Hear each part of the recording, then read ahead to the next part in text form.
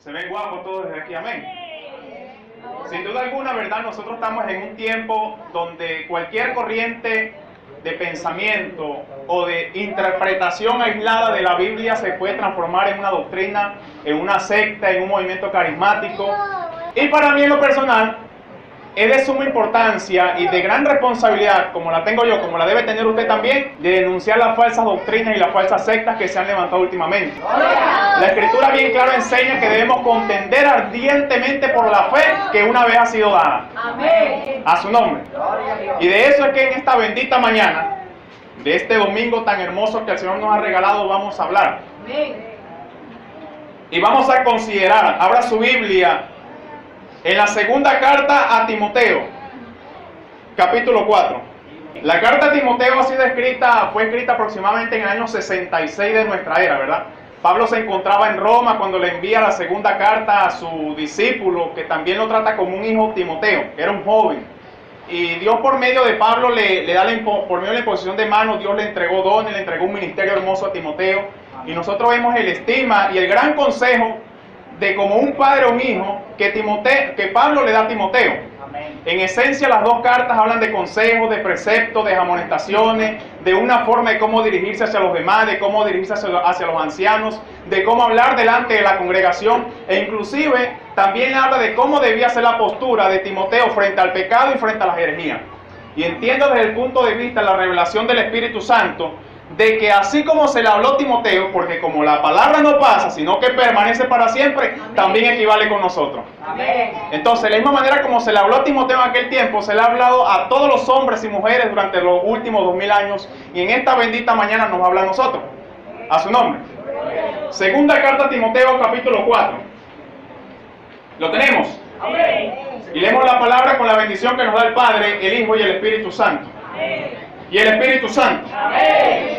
Y dice de la siguiente manera: te suplico encarecidamente delante de Dios y del Señor Jesucristo, que juzgará a los vivos y a los muertos en su manifestación y en su reino, que prediques la palabra y que instes a tiempo y fuera de tiempo, redarguye, reprende, exhorta con toda paciencia y doctrina. Y me gusta el versículo 3, que es donde la referencia de nosotros. Pues vendrá tiempo cuando no soportarán la sana doctrina, sino que teniendo comezón de oír, se amontonarán maestros conforme a sus propias pasiones, y apartarán de la verdad del oído, y se volverán a las fábulas. Pero tú sé sobrio en todo, soporta las aflicciones, haz obra de evangelista, cumple tu ministerio.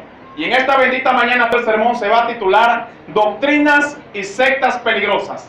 Señor, te damos las gracias, Padre amado Dios mío. Señor, en el nombre de Jesús de Nazaret, mi Dios bendito, amado, poderoso, sea usted hablándonos en esta bendita mañana, Dios de la gloria. Señor, no permitas que yo le haga daño a tu palabra. Al contrario, Señor amado, poderoso, toma el control, el dominio de mis pensamientos, de mis sentimientos, de mis emociones, de mi oído, de mi hablar, Señor amado, poderoso. Que no sea yo, sino que sea usted hablándonos en esta bendita mañana, Señor, y que tu pueblo estemos atentos a oír, Señor, y a prestar atención a lo que tú nos quieres hablar. Amén, y amén, y amén. A través de la Escritura nosotros entendemos que la doctrina es el fundamento de toda la iglesia del Señor. Nosotros entendemos, ¿verdad?, de que independientemente de la denominación, por ejemplo, existen cristianos pentecostales, existen cristianos evangélicos y así sucesivamente. Por más que nosotros tratemos de estar de acuerdo en todos los puntos de la Biblia, no lo vamos a estar. Pero ojo, esto no es una razón para lucharse. Siempre hay grupos sectorizados de que si no se tiene una opinión igual a ellos, se luchan y causan hasta divisiones dentro de la iglesia. Nosotros tenemos que aprender de que si algún hermano da una palabra en algunos pasajes de la Biblia, tenemos que examinar la palabra con todo amor. Amén. A su nombre. Gloria. Con toda paciencia en la dirección del Espíritu Santo. Porque las palabras pueden cambiar al momento de hacer el énfasis, pero si es dirigido por el Espíritu Santo, el enfoque será el mismo. Me explico. Eclesiastés 7:29, un ejemplo, vamos a tomar este versículo. Eclesiastés 7:29 dice que en el principio Dios hizo al hombre perfecto, pero ellos se desviaron. Usted puede tener una postura distinta a la mía. Usted puede decir, hermano, Dios no tiene la culpa. yo le puedo decir, es verdad, hermano, Dios no tiene la culpa, y a esto nosotros le podemos añadir, Dios no tiene la culpa de nada, Dios le puso el libre albedrío al hombre y el hombre escogió desviarse de Dios. Pero sea cual sea la interpretación, el enfoque que se está dando es el mismo. O sea, dando a entender de que Dios no ha tenido absolutamente la culpa de nada, sino que por medio de la desobediencia al hombre es que ha venido el pecado. O sea, de que Dios no tiene la culpa de nada. Dios en su soberanía le dio al hombre y a la mujer la libertad de decidir, la libertad de pensar, de sentir, de tocar y de palpar. Nosotros también tenemos que entender un punto muy importante, antes de entrar en el tema, porque todavía no hemos entrado, que cuando nosotros hablamos de interpretaciones de la Biblia, como hace un momento tomé ese versículo como referencia, nosotros, por ejemplo, existe otro versículo que es muy citado y dice que Dios ama al pecador pero aborrece el pecado. Ese versículo no está en la Biblia, déjeme decirle. En ninguna parte de la Biblia usted lo va a encontrar. Pero sí hay una referencia que puede dar a entender más o menos esa postura. En Romanos 5:8 dice que en esto mostró Dios su amor con nosotros, en que siendo un pecadores, Cristo murió por nosotros. O sea, nos amó. Siendo pecadores, nos amó. Nosotros tenemos que entender, ¿verdad?, que en la carta a los Corintios, la primera carta a los Corintios, capítulo 12, habla de la capacidad, de la diversidad de dones. Pablo hace un enfoque muy claro en ello. Dice que el que tiene don de ministrar, ministre conforme a la capacidad. El que tiene don de predicar, predique conforme a la capacidad. Los de sanidades, los de administración, los de ciencia, los de sabiduría, conforme a la capacidad. O sea, nosotros tenemos que entender que a nosotros, a usted y a mí, a cada uno de nosotros nos ha sido dada una revelación totalmente diferente, pero esta revelación tiene que estar sujeta a las Escrituras. Amén. Mientras la interpretación de la Biblia no destruya o no toque o no afecte para nada la salvación de la persona, yo no tengo ningún problema. Por ejemplo, en la Escritura, en Efesios 3, del 1 al 13, nos habla de la multiforme sabiduría de Dios que ha sido dada a cada uno de nosotros. En 1 de Pedro 4, del 7 al 11, habla de la multiforme gracia de Dios. O sea, habla de diversidad de interpretaciones en los versículos y en los textos. Ok. ¿Qué pasa? Que si nosotros interpretamos un versículo, como se lo he dicho, si nosotros transversamos el versículo de Eclesiastés 7:29, lo tomo como referencia, nosotros podemos crear hasta una herejía y una doctrina y una secta a partir de ese versículo, si no lo interpretamos en la correcta dirección del Espíritu Santo. Es necesario que nosotros comprendamos la seriedad de las Escrituras, ya que estas Escrituras son divinamente inspiradas, y que en ella está el fundamento doctrinal del creyente con respecto a la iglesia. O sea, la iglesia no establece lo que la Biblia dice, al contrario, la Biblia establece lo que la iglesia debe tener que hacer. Amén. A su nombre. También encontramos la opinión de Dios, y ya vamos a entrar en el tema, la opinión de Dios y la demanda, la postura que el cristiano tiene que tener delante de las falsas doctrinas. Yo me puedo enfocar en el pecado, pero mi enfoque en este momento es en la cuestión de las falsas doctrinas, de las falsas enseñanzas que continuamente nos están afectando a nosotros como iglesia. Últimamente, y en este punto, tiendo a ser muy cuidadoso y delicado más en este tiempo, donde cualquier movimiento religioso lo catalogan como cristiano sin examinarlo. Cualquiera aparece diciendo, tuvo una revelación nueva, tuvo una visión nueva, y conforme a eso crean una secta, crean una religión completa y nadie dice nada. Hoy día es muy común que a los cristianos de este tiempo se les enseña a ser políticamente correctos. De que digan que usted no puede denunciar la herejía porque le hace falta amor. Déjeme decirle algo. El amor, cuando dice la Escritura que el amor cubre multitud de errores, se refiere que si algún hermano se ha desviado de la fe, nosotros por medio del amor le hagamos volver al camino. Amén. Cuando se habla de la falsa doctrina, ya vamos a entrar en el punto. Cuando se habla de la falsa doctrina, tenemos que entender que la Biblia le da unos nombres categóricos a este tipo de personas y a este tipo de movimientos. Los cataloga de herejes, de blasfemos, de sensuales, de apóstatas, e incluso usa una palabra tan fuerte que significa ofrenda maldita. Esa palabra se llama anatema.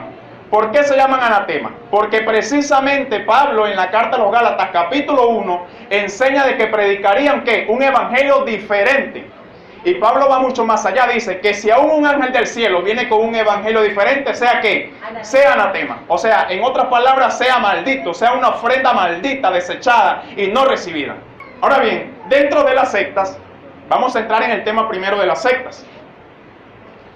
Hoy día es muy común que nosotros escuchemos, como anteriormente le dije, de que fulano, aquel o aquella tuvo una nueva revelación, de que tuvieron sueños, de que escucharon voces, que estuvieron en un trance y bueno, pare de contar. Ojo, y yo con esto no estoy negando de que Dios a nosotros nos pueda hablar y mostrar cosas a través de los sueños. Pero si a nosotros nos va a hablar algo, cuando el Espíritu Santo habla conforme a las Escrituras. Amén. De la Escritura el Espíritu Santo no se sale, porque ha sido divinamente inspirada por Él. Sería como quebrantar la ley Él mismo, y Él no lo va a hacer. ¿Cómo se originan estas sectas? Vuelvo y le digo, se origina por medio de una persona o un grupo de personas que no estuvieron de acuerdo conforme a algunas posturas doctrinales dentro de un templo. Y esto más que todo ocurre dentro del mundo cristiano, dentro de las iglesias cristianas. Un ejemplo. Nosotros dentro de la iglesia tenemos, hablamos de la cena del Señor. Conforme a las Escrituras nosotros entendemos el partimiento del pan, el repartimiento del jugo que representa la sangre del Señor. Si alguien de repente dice, hermano, no estoy de acuerdo en esto, e insiste en querer quitar eso, de que no se haga, te aseguro que esa persona puede influenciar a otros. De decirle a otros, no hermano, yo tuve una revelación fresca, porque esa es la palabra que usan, tuve una revelación fresquecita y nuevecita. Y la palabra, según ellos en su revelación dicen que la cena del Señor, por ejemplo, no puede ser ministrada. ¿Qué pasa? Esa persona influencia a otra, y esa otra influencia a otra, y a causa de eso causa una división dentro de las iglesias. ¿Y qué pasa? Como no les aceptan su dogma, su supuesta revelación, se van. Y a su misma vez, por la debilidad de otros, forman un grupo de personas y después forman una congregación, y de esa congregación forman su doctrina, y esa doctrina la transforman en secta. De esa misma manera es como se han originado todas las sectas que en el mundo existen. Un ejemplo de ellos, tenemos a los mormones. Los mormones fueron fundados por un hombre llamado José Smith. Este hombre él fue criado en el Evangelio, fue criado en el cristianismo como tal. Sus padres se dice que eran pastores y se dice que tenía un primo también que era diácono. O sea, él fue criado dentro del movimiento cristiano como tal. Pero ¿qué pasa? Llega un momento donde él tenía, creo que era 18, 19 años, tiene una revelación. Y qué coincidencia de que él dice en sus escritos, o decía en sus escritos, porque ya se lo llevó el diablo, decía en sus escritos de que se le apareció un ángel y le decía que en una cueva había unas tablas de oro, y por eso es que sale el libro del Mormón. Todo lo que está escrito en el libro del Mormón es una completa herejía, con decirle que ellos creen que Jesús y el diablo son medios hermanos. A su nombre. Ellos creen en el bautismo de los muertos, creen en tantas herejías que si yo me pongo a mencionarlas aquí no vamos a terminar hoy. Pero sea cual sea la razón, él resalta que se le presentó que un ángel. Tenemos también a la famosa Ellen White. Ellen White fue la fundadora del movimiento, lo que se conoce como los adventistas o los cristianos del séptimo día. Ellos dicen que no pueden comer cerdo, que esto y lo otro. Empiezan a prohibir cosas, los cuales la Biblia enseña de que por medio del sacrificio de Jesucristo han sido limpiados. Amén. A su nombre. Tenemos también a Carlos Russell, el fundador de los Testigos de Jehová. Y se pasó de diabólico este hombre porque se atrevió a quitar la palabra infierno de la Biblia. Usted ve común de que estas personas han salido de la gente, de nosotros mismos, o sea, han salido del cristianismo. Tanto los Russell, como los Testigos de Jehová, como José Smith, como Ellen White, todo este tipo de personas salieron del Evangelio, pero a causa de unas revelaciones frescas que tuvieron, decidieron formar su movimiento porque más nadie estuvo de acuerdo con ellos. Y esto me hace recordar cuando la Escritura dice que Satanás se disfraza como ángel de luz. A su nombre. Gloria a Dios.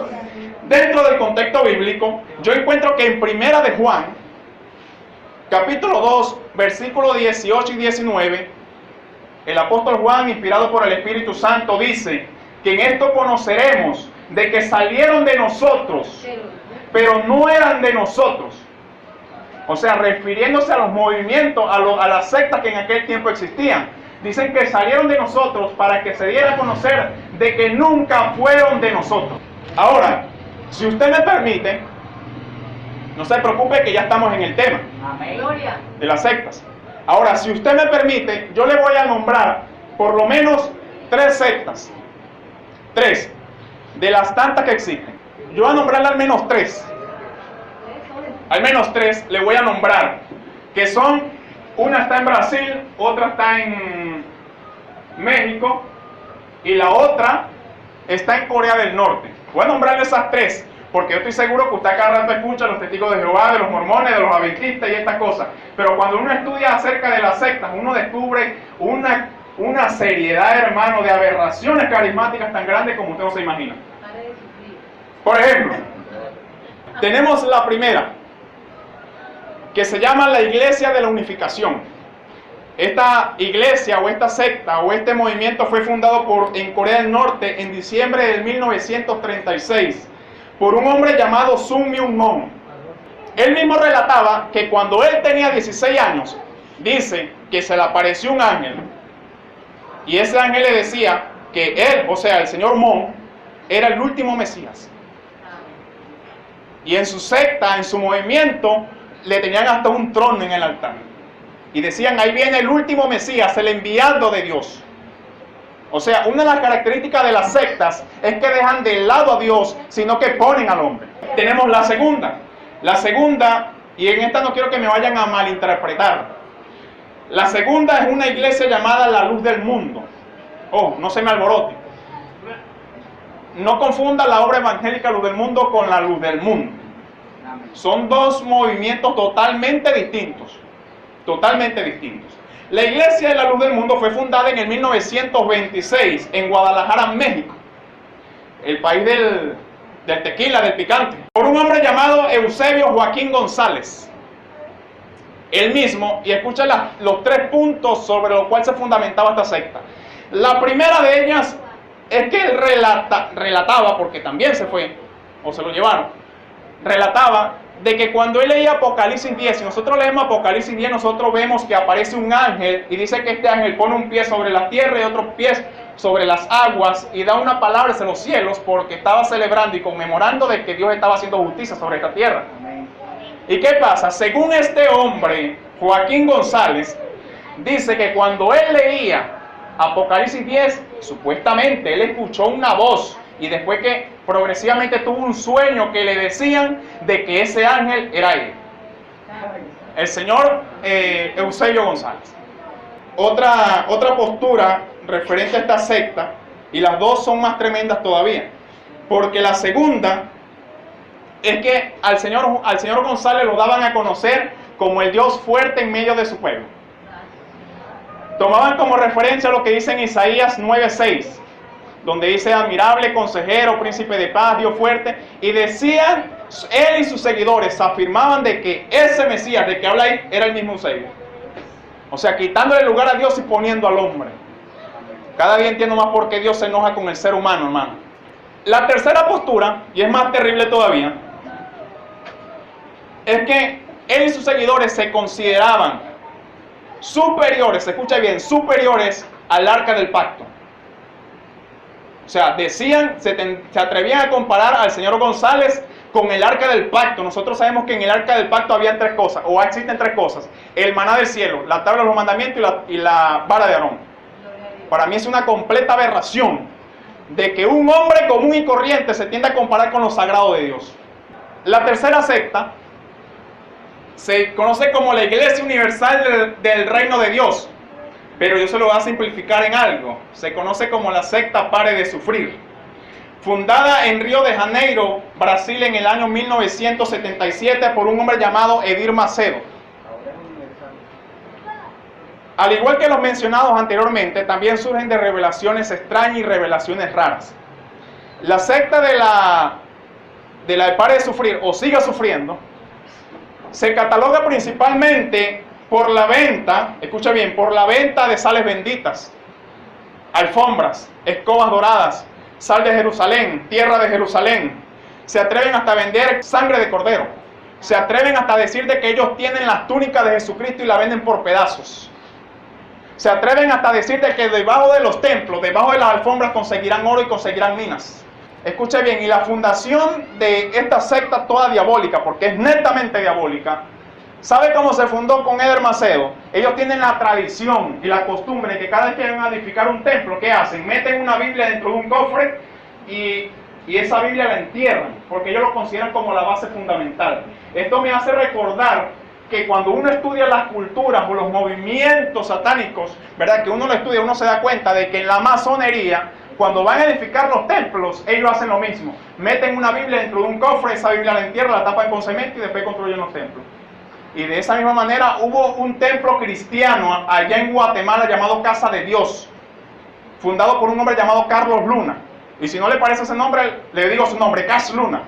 Cuando él fundó el templo, hizo lo mismo. Metió la Biblia dentro de un cofre, la tapó, la enterró y sobre eso edificó ese templo. Estamos hablando de movimientos netamente diabólicos. O sea, que quitan la verdad de Dios por meter la mentira del hombre. A su nombre. ¿Me están siguiendo? Amén. Ahora bien, Cristo vive, amén. Amén, amén. Ahora bien, si usted se da cuenta, nosotros de este texto, ya Pablo no estaba hablando en tiempo presente a Timoteo, sino que nos está hablando a nosotros en este tiempo. Amén. Es el Espíritu Santo que nos está hablando para que tengamos cuidado de estos movimientos que se están levantando durante todas las edades. Y no querramos confundir una cosa con otra, hermano. La santidad de Dios no tiene nada que ver con las costumbres del hombre, ni con revelaciones raras y carismáticas que se puedan presentar. Ahora bien, ya que les he nombrado estas famosas sectas,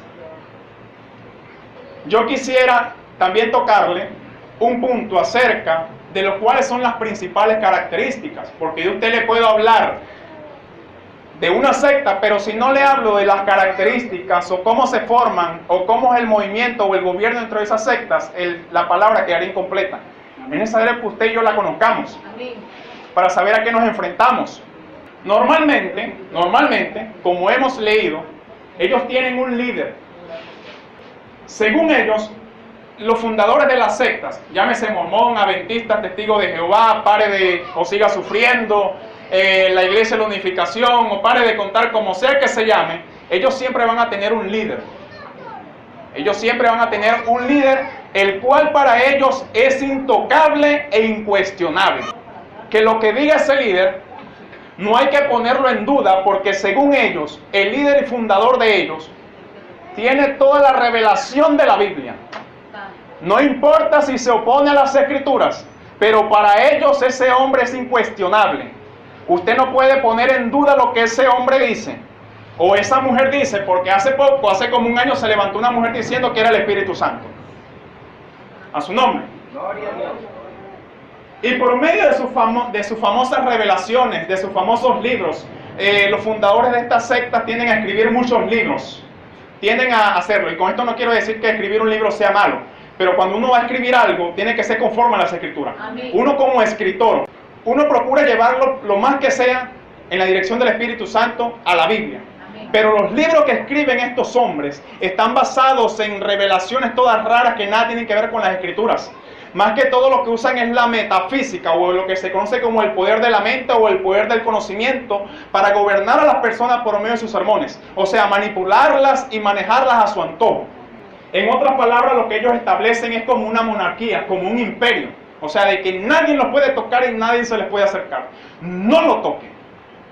De que eso le ponen hasta una alfombra roja. Otra característica de las sectas es que es muy común, y esto nosotros lo vemos a diario, de que es muy común de que en esos movimientos están jóvenes. Ellos buscan captar la atención de los jóvenes. ¿Sabe por qué? Porque ellos saben que los jóvenes, en su mayoría, son personas inmaduras. Y con esto no quiero ofender a nadie. Saben que son personas inmaduras y faltos de experiencia, de que los pueden manipular fácilmente con una psicología barata. Ellos se aprovechan de la juventud, y más que todo cuando estos jóvenes vienen con problemas, sea sentimentales o emocionales. Porque bien sabemos que el adversario, que el Señor lo reprenda, ¿en dónde ataca el adversario? El adversario ataca al corazón del hombre, porque sabe que si domina el corazón del hombre, va a dominarlo todo. Mire, hace mucho tiempo, un pastor me dijo, en un sermón decía, que el corazón del hombre es como un trono. Tú decides a quién sentar, si a Dios o a Satanás. Otra característica de las sectas es que usan un lenguaje muy sutil para manipular a las personas y mantenerlos en el movimiento, al punto de que la única referencia de que esas personas tengan sea esa secta o ese movimiento. Si alguno pretende salir, le hacen sentir culpables, y si tienen familiares dentro de la secta, son capaces de usarlo contra esa persona, a fin de que ellos vuelvan.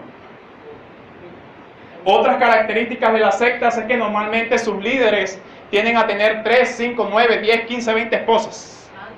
Lo mismo pasó con el hombre llamado José Smith, que se dice en los escritos que he leído de que ese hombre murió siendo un homosexual, de que fue ahorcado públicamente porque se casó con 2 menores de edad y tenía aproximadamente 15 esposas. Lo mismo pasó con el fundador de los musulmanes, de los islámicos, Mahoma, que después de unas revelaciones todas raras y extrañas, que se le apareció un ángel o el diablo disfrazado de ángel, el hombre empieza a desatarse moralmente, espiritualmente. Después de creer en el Dios de Abraham, de Isaac, de Jacob, empezó a creer en Alá. Y para el que piense que Alá es el nombre de Dios en árabe, déjeme decirle que está bien equivocado. Alá es el nombre de una antigua tradición, de una antigua deidad babilónica de los tiempos de Nimrod. O sea, es un demonio. Otras características de estas sectas es que ellos normalmente recaudan fondos para los líderes, para que ellos se compren su yes, su esto y lo otro, pare de contar. Otra característica es que procuran tener información personal de los miembros de las sectas para después usarla contra ellos en caso de rebelión o de duda. Para ellos no existe un apocalipsis.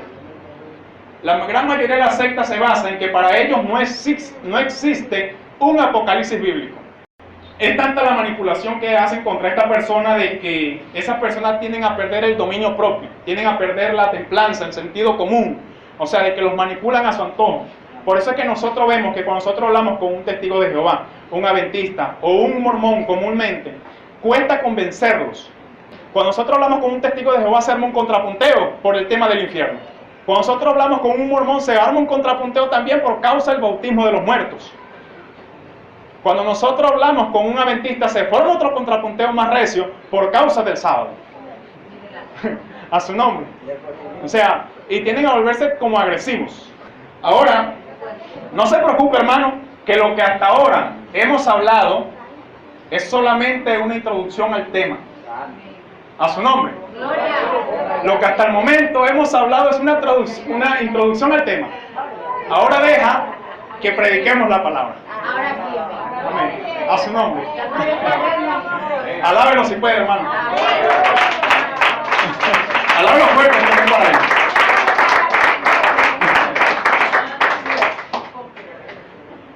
Nos gozamos, amén. Ahora bien, yo bien a usted puedo nombrarle una infinidad de doctrinas, porque el enfoque como tal es la doctrina. O sea, recuerde que en un principio yo a usted le hablé de las doctrinas que están afectando la iglesia del Señor. Las que están afectando la iglesia del Señor. A mí no me importa los católicos y aquella gente, a mí me importa aquí, adentro. Para que más gente no se desvíe. Voy a nombrarte aunque sea 8, y en la última me voy a detener un poco. Me voy a detener unos 5 minutos y voy a ir un poco rápido aquí. La primera doctrina diabólica, anatema y falsa es la doctrina del hipnoticismo.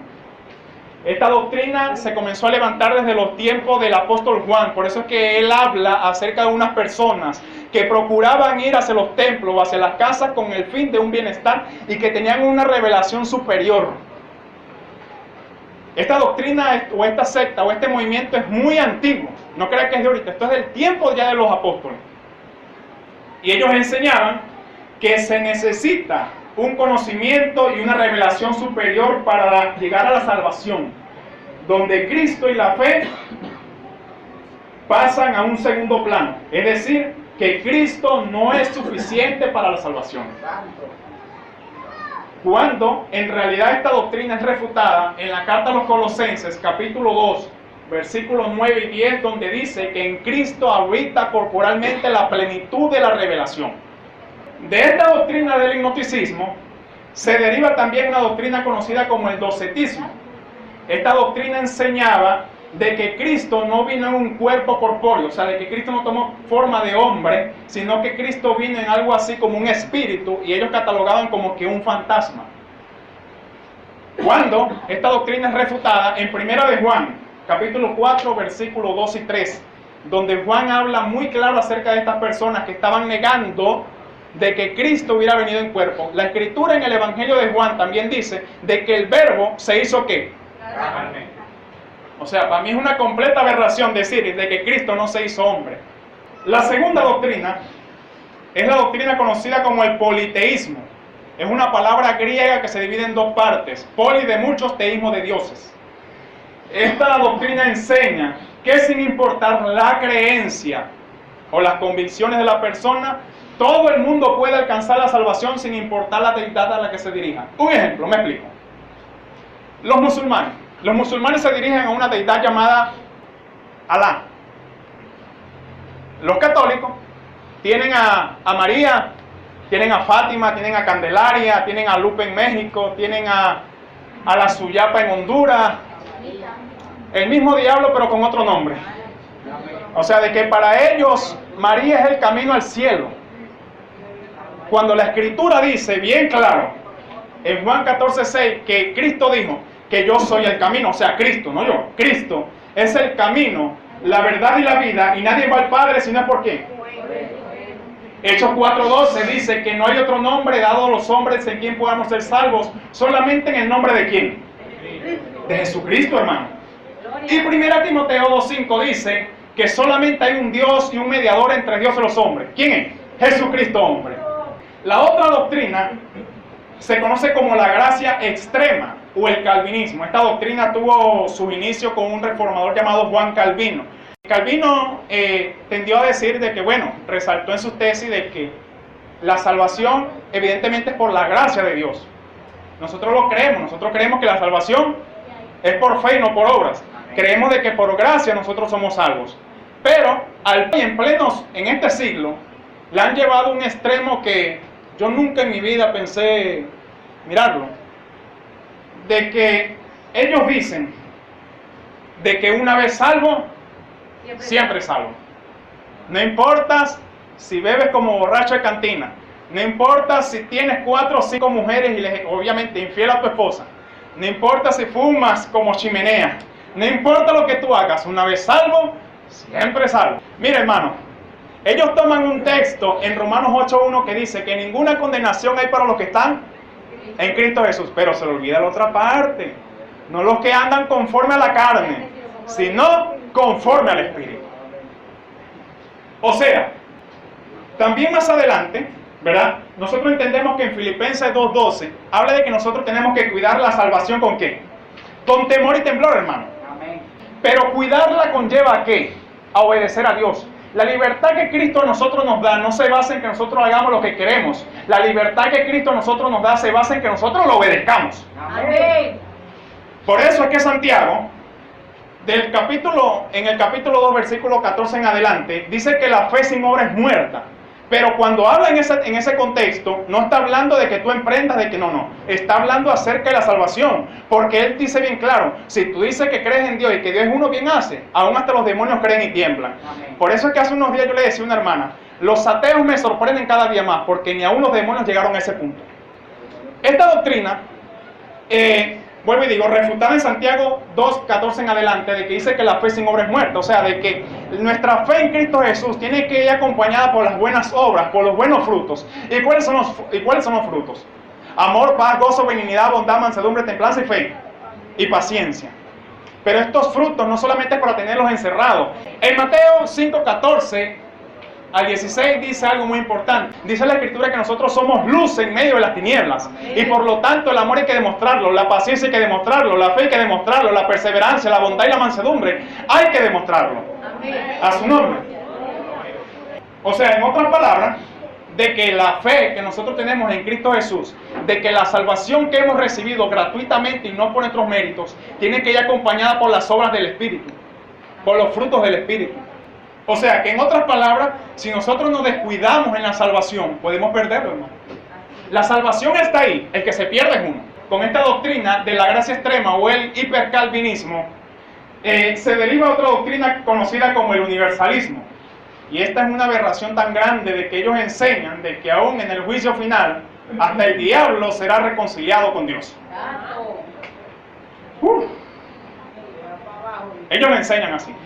O sea, de que usted y yo vamos a pasar la eternidad con Adolfo Hitler, Joseph Stalin, Hugo Chávez, ¡ay santo, aleluya! de que nosotros vamos a pasar la eternidad con Nimrod, con toda esa gente que se rebeló contra Dios. Porque según ellos, al final del tiempo, todos serán reconciliados y restablecidos con Dios. Esta doctrina queda refutada por completo en Apocalipsis capítulo 19, versículo 19 al 21, donde dice que la bestia, el falso profeta y el anticristo fueron lanzados ¿a dónde? Al lago de fuego. Apocalipsis 20, del 11 al 15, dice que el que no se halló inscrito en el libro de la vida fue lanzado ¿dónde? Al cielo, al lago de fuego. Donde dice la Escritura que allá es el lloro y el crujir de dientes, donde el fuego nunca se apaga y el gusano nunca muere. La cuarta doctrina, esa doctrina es conocida como el dominianismo o the kingdom now. Se traduce en reino ahora, una nueva visión, un nuevo enfoque.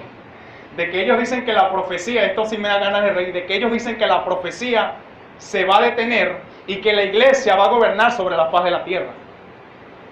A mí una vez se me acercó alguien con esa postura hace algún tiempo y yo le dije, es verdad, la iglesia va a gobernar aquí en la tierra, pero no ahorita, no como ellos sostienen. La iglesia va a gobernar en la tierra, pero es al final del tiempo, en el momento milenial, cuando Cristo establece su reino aquí en la tierra. Eso después de la gran tribulación, no ahorita.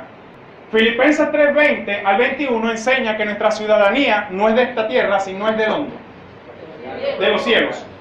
Apocalipsis capítulo 20, Apocalipsis 21, Apocalipsis 22, habla muy claro acerca del cielo nuevo y la tierra nueva. La doctrina número 5 es la doctrina que enseña, esta doctrina tiene una postura, se conoce como el postribulacionismo. Enseña que la iglesia estará en la gran tribulación con el anticristo. Cuando en realidad, vamos a hacer un breve análisis del libro de Apocalipsis. Si nosotros leemos el libro de Apocalipsis, los primeros 3 capítulos hablan ¿de qué? De la iglesia. De los movimientos de la iglesia y entiendo desde el punto de vista espiritual, que esto representa todos los movimientos eclesiásticos en todas las edades hasta que Cristo venga. O sea, hay iglesias semejantes como Éfeso, hay iglesias semejantes como Tiatira, aunque no tengan los nombres, pero tienen muchas similitudes a lo que la Biblia relata. El capítulo 4 del Apocalipsis inicia con ¿qué? Inicia con un toque de trompeta y una fiesta en los cielos. En esa fiesta nosotros estamos allá. Del capítulo 5 habla de un libro, de un cordero de que nadie podía abrir ese libro. En el capítulo 6 en adelante habla de los juicios y los sellos y las copas de ira derramadas sobre esta tierra. Y en ninguna parte aparece la iglesia. La iglesia vuelve a aparecer casi al final del Apocalipsis, cuando después que es derrotada Babilonia y lanzado el falso profeta vienen los 1000 años. Que Cristo gobernará con nosotros aquí en la tierra. Es más, te voy a decir algo muy importante. En la guerra de Armagedón de Apocalipsis 16 y Apocalipsis 19, nosotros estaremos con el Cordero derrotándolos a ellos. Nosotros tenemos que aprender que existe algo que está deteniendo la aparición del anticristo sobre la tierra, y eso somos nosotros. Primeramente el Espíritu Santo y segundo nosotros. La segunda carta a los tesalonicenses, todo el capítulo 2 y más que todo el versículo 7 y 8 dice que existe algo que está deteniendo al hombre de iniquidad. En otra versión dice al hombre de pecado, y el hombre de pecado es el anticristo. Existe algo que él lo está deteniendo y somos nosotros la iglesia, porque con nosotros está el Espíritu Santo. ¿Sabe cuándo él sí va a aparecer? Cuando nosotros seamos levantados. Amén. Ahí es donde el anticristo tendrá un gobierno, un dominio total sobre esta tierra. La sexta doctrina, esta doctrina se conoce como el marcionismo. Y cito un dato histórico porque en el siglo II se levantó un hombre llamado Marción. Este hombre aparentemente hizo una traducción o extrajo algunos textos de la Septuaginta, que era la Biblia griega que los apóstoles tenían en aquel tiempo.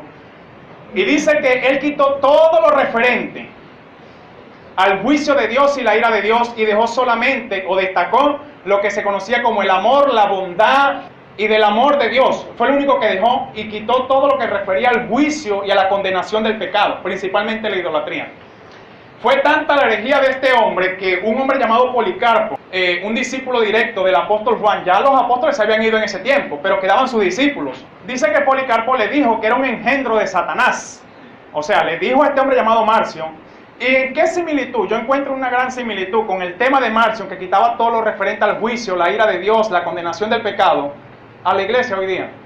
Nosotros vemos que muchas congregaciones hoy día se enfocan en mensajes terapéuticos. Le hace sentir bien a la persona que está correctamente delante de Dios, aún con su pecado. No le confrontan, no le exhortan, todo es permitido, todo es lícito, porque supuestamente ellos todo le conviene a la iglesia. No, Señor. Esa es la gracia extrema, hermano. O sea, mensajes terapéuticos donde ya la gente no le quieren decir arrepiéntete y conviértete. Juan el Bautista, cuando inició su ministerio, el mensaje era ¿cuál? Arrepentidos y convertidos. Cristo, después que se bautizó, inicia su ministerio, inició ¿cómo? Arrepentidos y convertidos. La séptima doctrina, y esto ya se ha convertido en una secta, yo estoy seguro que más de uno de ustedes la ha escuchado, se conoce como el Evangelio de la Prosperidad. Ojo, quiero aclarar algo, de que Dios no tiene ningún problema con las riquezas. El problema está cuando se quitan a Dios y se enfocan en las riquezas. Dios no tiene ningún problema con ello. Ok, mucha gente dice que el Evangelio de la Prosperidad inició del cristianismo, no. La esencia del Evangelio de la Prosperidad, ¿saben qué está basado? Está basado en teorías de la metafísica, en pura filosofía huecas. Es más, te digo que el fundador de este movimiento fue un hombre llamado Philip Spinky. Este hombre, ¿sabe lo que era este hombre? Este hombre era un ocultista y un hipnotizador.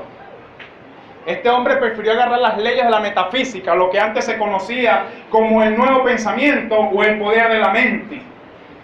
Pero más adelante, como sus precursores les agradó el tema o la teología de la prosperidad, hombres como William Keylon y posteriormente Kenneth Hagin, allá en Estados Unidos, y hoy vemos hombres como Carlos Luna, hoy vemos hombres como Kenneth Copeland, Ronnie Chávez, todos estos apóstoles, porque en ese movimiento todo el mundo es apóstol.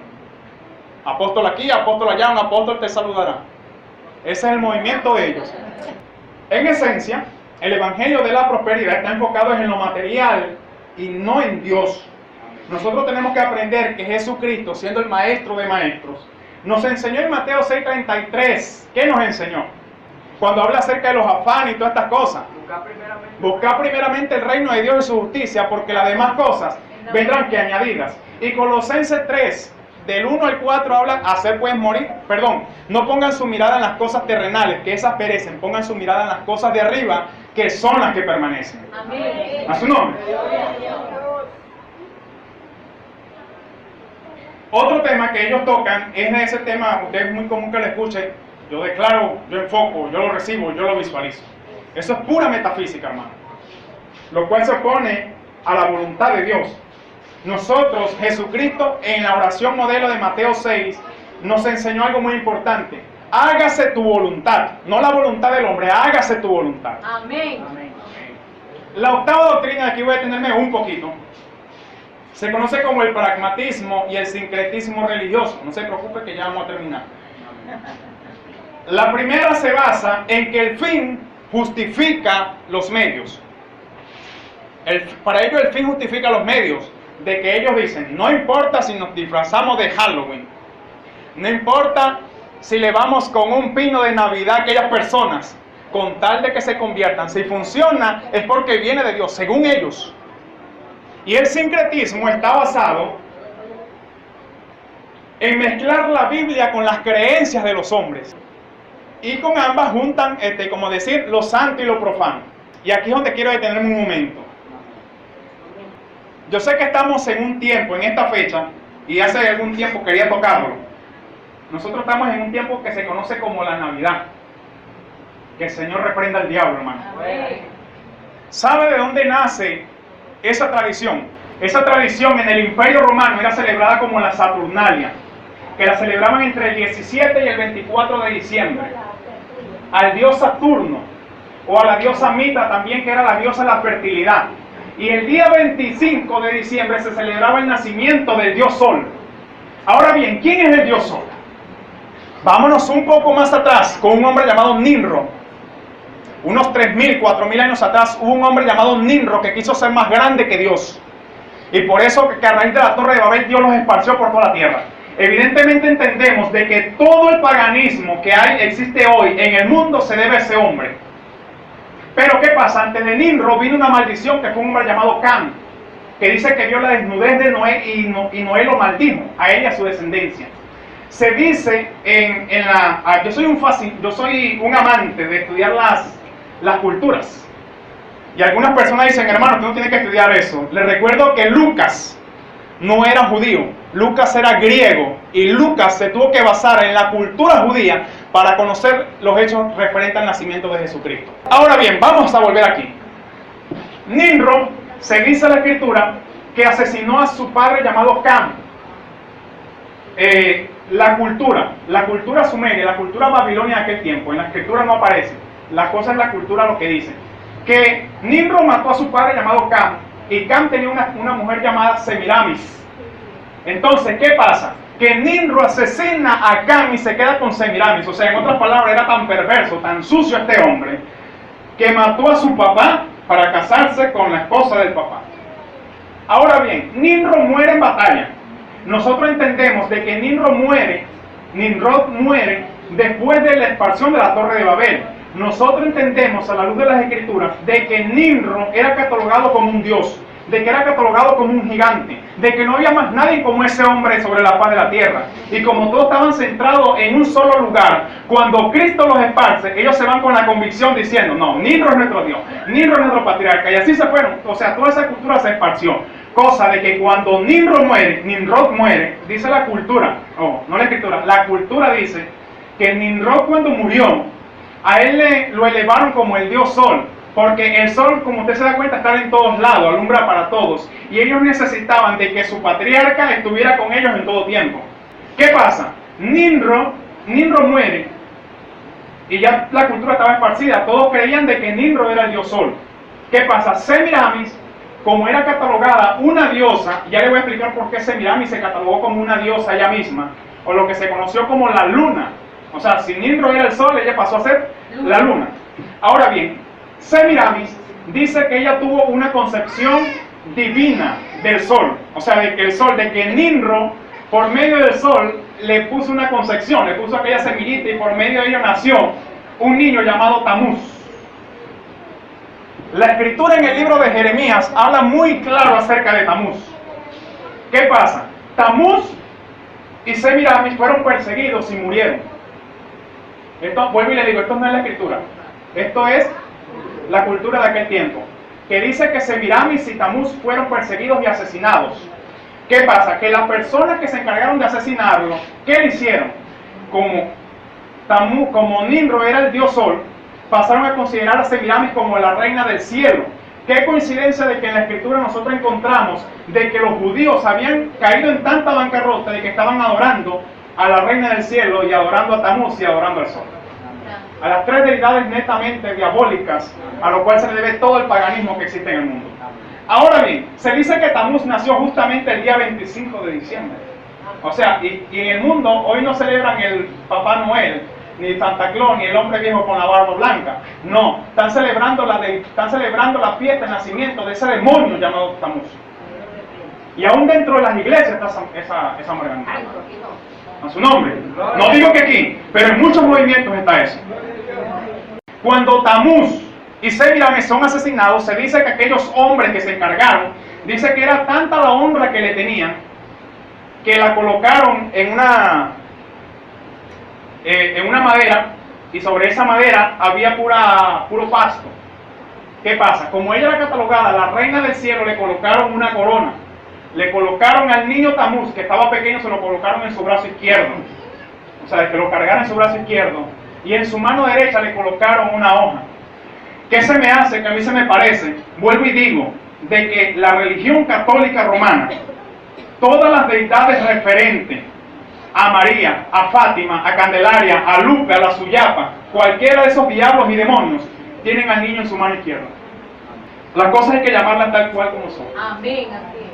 Ahora bien, cuando ellos mueren, se regó todo eso. ¿Y qué pasa? Nimrod, ¿saben cuál es el equivalente de Nimrod en los cananeos? Baal.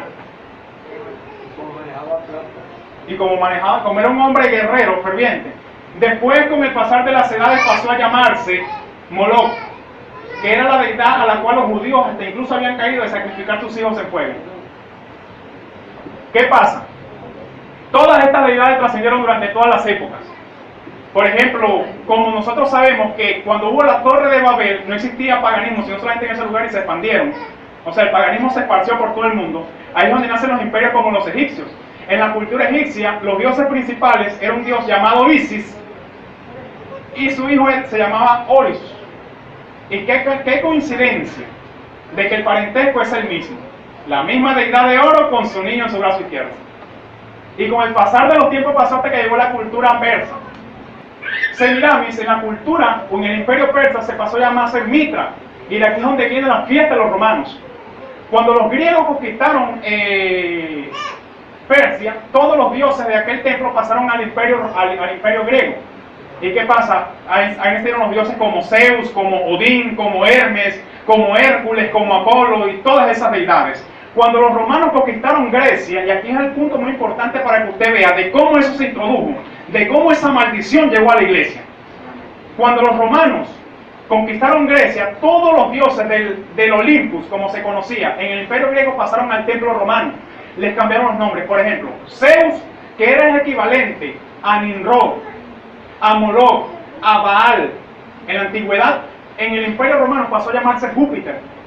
Se me escapa el nombre de la deidad griega, que pasó a llamarse, en el imperio romano se pasó a llamar Diana. Y así sucesivamente fueron cambiando. Ahora, ¿cómo llegó esto adentro de la iglesia? Pues fácil y sencillo. En el siglo III, Constantino, emperador del imperio romano, ¿qué pasa? Él decide juntar la iglesia con el Estado. Y obviamente los cristianos de aquel tiempo, los genuinos, no estuvieron de acuerdo, porque sabían que el imperio romano era un imperio que se basaba en las tradiciones paganas, sacrificios, fiestas, pachangas y pare de contar. Ahora, ¿qué pasa? Como los cristianos no estuvieron de acuerdo, Constantino se ideó algo muy bonito. Bueno, dijo, vamos a convencer a todo el imperio de que se convierta el Señor, o sea, de que se convierta el cristianismo sin dejar sus costumbres. O sea, de que los que practicaban la Saturnalia se convirtieran al cristianismo sin dejar la Saturnalia, y ahí es donde entra la natividad. En un principio se conoció como natividad. Y el nacimiento del dios Sol, que era lo que celebraban los romanos, los griegos, los persas y toda esta gente, pasó a llamarse como, bueno, en ese día nació Jesucristo. Y así pasó a trascender durante todas las edades hasta nuestro tiempo. La idea del pino, la idea de las luces, de los adornos, fueron culturas que se mezclaron entre sí. Los papas, los curas y los cardenales que colonizaban en muchas partes del mundo veían los arbolitos. Bueno, vamos a incluir esto en la fiesta. Vamos a incluir esto en la fiesta. Y así sucesivamente hasta que se armó lo que hoy se conoce como la Navidad. O sea, antiguamente la fiesta de la Saturnalia era catalogada por muchas veces el intercambio de regalos. Los esclavos eran libres temporalmente. Se catalogaba también porque en esos tiempos existían muchas fiestas desordenadas, pasiones, se caracterizaba por orgías y toda clase de movimientos de inmoralidad. A su nombre. ¿Me están siguiendo, verdad? Ahora bien, ¿cuándo nació Jesucristo? Escúchame bien, la Escritura no enseña nada de ninguna fecha exacta de cuándo nació Jesucristo. Nunca. Nunca usted la va a encontrar. Una vez yo estuve hablando con un hermano. Yo le dije, ¿eres cristiano? Me dijo, sí. ¿Celebra la Navidad? Yo quedé como que... Ahora, el asunto es que yo le dije, bueno hermano, el día que usted consiga en la Escritura que Cristo nació esa fecha, yo me paro públicamente en la iglesia, aquí en el Sinaí, y le digo a los hermanos, discúlpenme, pero durante todo este tiempo estuve equivocado respecto a la Navidad. Cristo nació esa fecha. Y han pasado casi 2 años y el hombre no sé qué se hizo. Está buscando todavía. Ahora bien, solamente Lucas, escúchame bien, aquí es donde quiero llegar. Lucas habla unas cositas respecto al nacimiento del Señor, al igual que Mateo. Mateo, a diferencia de Lucas, que Mateo se enfoca en los reyes, los emperadores. Lucas no, Lucas es un poco más exacto. Lucas se enfoca en el clima. Lucas se enfoca en cómo era el estado de los cielos, cómo era el estado de las ovejas. Lucas capítulo 1, capítulo 2 habla muy claro acerca de ello. Habla de que los pastores estaban ¿en dónde? Apacentando las ovejas, o sea, estaban al aire libre. Nosotros entendemos que en el clima en Medio Oriente, y especial en Israel, en diciembre es el clima más frío y más lluvioso que existe. Debe resultar ilógico de que los pastores apacienten las ovejas en pleno invierno, donde se dice que hasta caen hasta capas de hielo. Ahora bien, Lucas habla acerca de los pastores. Y el ángel, cuando se le aparece a los pastores, le dice algo muy importante. Le dice, porque vengo a traerles buenas nuevas. La única fiesta en la Biblia que es catalogada como la fiesta de las festividades durante 7 días de buenas nuevas y de celebraciones se conoce como el Sukkot, o la fiesta de los tabernáculos. Deuteronomio 16 enseña bien claro acerca de esto. Y dice la Escritura en Deuteronomio 16:16, durante estas 3 fiestas reunirás a todos los hijos de Israel. Habla de los panes sin levadura, habla de la Pascua, si más no me equivoco, y la tercera es la fiesta de los tabernáculos. Ahora bien, Jesucristo nace y dice que no salió lugar para él en el mesón. En el original, o sea, la idea de Dios en la escritura es que existía algo que se conoce como el azúcar, que era como una cabaña. Para mí resulta algo ilógico de que alguien quiera dar a luz a un niño, o sea, una mujer, quiera dar a luz a un niño en medio de rebaños, cuando la escritura ni siquiera nombra las ovejas ni las vacas que le han hecho creer al mundo hoy, a su nombre. Me está siguiendo, ¿verdad? Amén. Ahora, dije que quería detenerme un momentico aquí, pero es necesario aclararlo. Amén. Ahora bien, la fiesta de los tabernáculos equivale en nuestro calendario entre septiembre y octubre. No especifica ninguna fecha. Ahora bien, a nosotros nos han enseñado, bueno, a nosotros como a los del mundo le enseñaron que Jesucristo nació en un pesebre. La escritura enseña otra cosa muy diferente. Dice que Jesucristo nació y no se dio lugar para ellos en la habitación, en el lugar, en el mesón, y lo colocaron en un pesebre. O sea, cosa que cuando los sabios llegaron, que no dicen la mención de cuánto, cuando los sabios llegaron, los vieron en un pesebre. O sea, Cristo no nació en diciembre. Cristo nació aproximadamente en nuestro calendario entre septiembre y octubre, que se celebra la fiesta de los tabernáculos. Recuerde que el calendario hebreo y el calendario gregoriano por el cual nosotros nos regimos son totalmente distintos. El calendario hebreo se rige por 30 días de mes, nosotros nos regimos por 30, por 28, bisiestos y pare de contar. Pero sacando la cuenta, nosotros nos da que entre septiembre y octubre. Me estuvieron siguiendo, ¿verdad? Sí, amén. Quedó claro que Jesucristo no nació en esa fecha. Era la primavera, claro que sí. A su nombre. De que nació, nació, y por medio de él vino, se hizo hombre, se negó a sí mismo, dio su vida en la cruz del Calvario por cada uno de nosotros y resucitó al tercer día. Amén. Ahora bien, para culminar, para resumir y concluir, ya va a descansar la gracia de mi boca, hermano, no se preocupe, pero tenía que hablar esto. Las herejías y los falsos maestros no lo vamos a detener, por más que tratemos, pero sí estamos llamados a denunciarlos públicamente, a confrontar esas doctrinas. Para aquellos que dicen, no hermano, no hay que hacerlo, les recuerdo que el primer listado en Apocalipsis de los que no entran al cielo son los cobardes. Las doctrinas y los falsos maestros, las herejías, sin duda alguna son una señal de que Cristo viene. De que Cristo viene. Son una señal de que Cristo dijo de que Él vendría. De que antes que Él viniera, vendrían los falsos cristos, los falsos maestros, los herejes, los apóstatas y toda esta gente. Mateo 24:11, 1 Timoteo 4, del 1 al 5, 2 Timoteo 3, del 1 al 17, 2 de Pedro capítulo 2, y la carta de Judas habla muy claro acerca de ello. Nosotros tenemos que entender que en nuestras manos tenemos la profecía más segura, tenemos la profecía más exacta, o sea, una profecía que es confiable, que es la Escritura. Amén. O sea, por lo tanto, no es de interpretación privada, dice Pedro en su segunda carta, capítulo 1, versículo 19 al 21, de que tenemos la profecía más clara, más revelada, más veraz, y esta no es de interpretación privada. Siempre digo de que si existe alguien de que diga que porque tuvo un mensaje, Dios le dio un mensaje y Dios se glorificó, se empieza a creer más que los demás, déjeme decirle que está bien equivocado. Aquí la gloria no es del hombre, aquí la gloria es de Dios. La tercera, cada vez que se predique, y siempre doy este consejo a la luz de la Escritura y con esto voy a culminar, cada vez que se predique, se dé un mensaje, un sermón, una enseñanza, usted y yo estamos en el deber, que digo el deber, la obligación de examinar lo que se predicó. Para que no vayamos a confundir una herejía con la voz de Dios. Son muy distintos, hermanos. Hechos 17, Hechos capítulo 17, versículo 10 y versículo 11 enseña que cuando Pablo y Silas estaban en Berea, dice que los judíos de Tesalónica en aquel momento los escucharon y dice que ellos fueron a solas y examinaron que si lo que Pablo decía era verdad o no. A su nombre. Y dice que como era verdad, los demás se convirtieron allá en Tesalónica. A su nombre. Bueno, hermano, póngase de pie. Jesucristo dijo escudriñar las Escrituras porque en ella os parece que tenemos ¿qué? Y dan testimonio de quién? de Jesucristo. Si nos jugamos, ya debemos de culpa de la palabra. Exactamente. Si nos perdemos, hermano, mire, Dios no tiene la culpa la tenemos nosotros. Dios, bueno, Dios nos ha hablado en esta mañana, amén. Amén. Nos seguimos, ¿verdad? Nos seguimos. Amén, amén. Bueno, póngase, bueno, está todo de pie. Vamos a darle gracias al Señor. Padre que estás en los cielos, Señor amado, poderoso, Señor, te alabamos, te exaltamos, glorificamos y te bendecimos.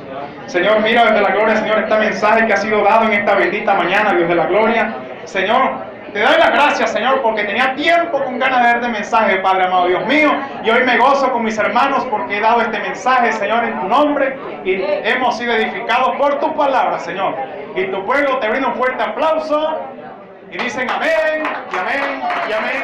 Y el pastor, mi hermano por aquí, no sé. Dáselo fuerte porque